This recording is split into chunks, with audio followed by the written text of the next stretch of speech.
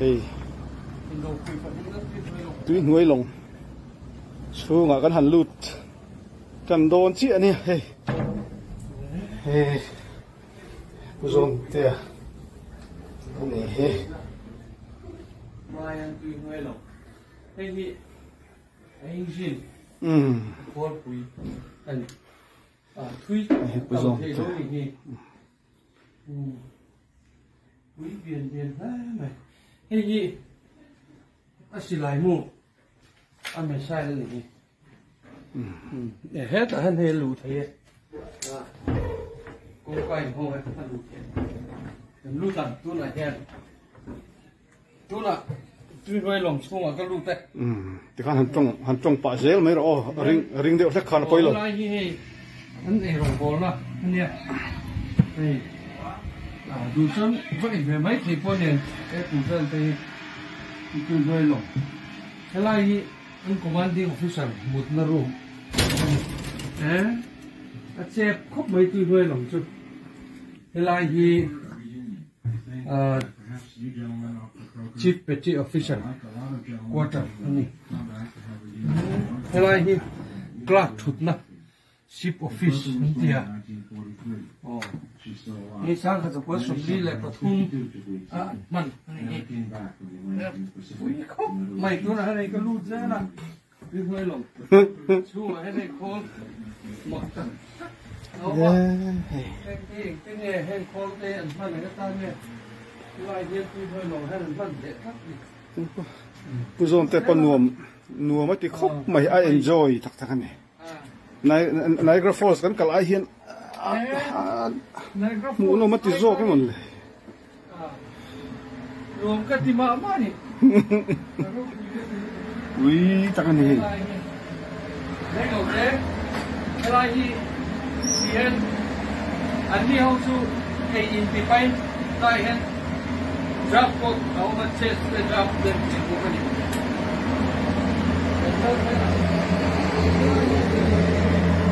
Anh nhớ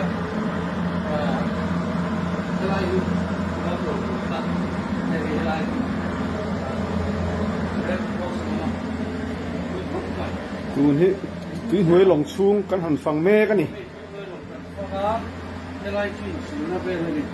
Thế là như ekin, cái ta hắn ekin ổn.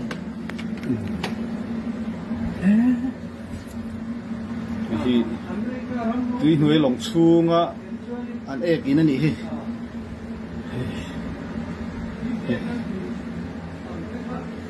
Thường thế làm cái anh in bùa na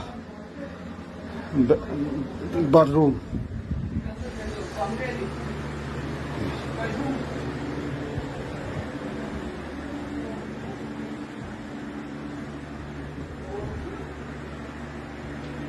Ui, các này. Mình cũng đậu nghe thì con này. Thế gì? Chỉ là một quả chuối ra nè. Thế là như thế thì của viên liền.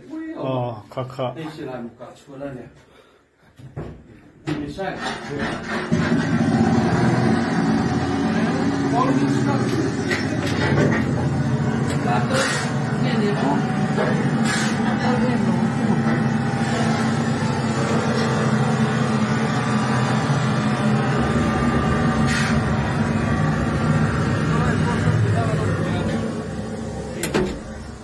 Cầm xem thì cái chấp quay khẩn nó cái lại còn đi thì nó cũng lạ thế là hiền cái kín bọc khát u ta thế là tiền phía cần nó lại còn đây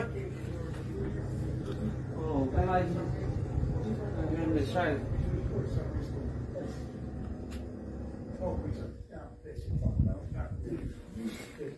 You go on something, do 14 days, 15 days. Thế là hiền cruise bisa liền đấy mấy alo ông hay anh hi xuân ở đông po hi thâu hi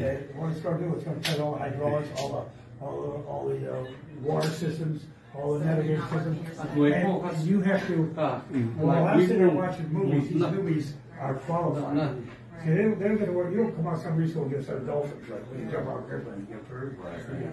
What you do is, once you go on a submarine school, you have to qualify in each compartment. Yeah, like you go in the forward torpedo and you'll have the chief, who's the torpedo, who's showing you everything in there. And then after you feel that you're pretty well trained, the battle lantern on, and you finish, okay, you're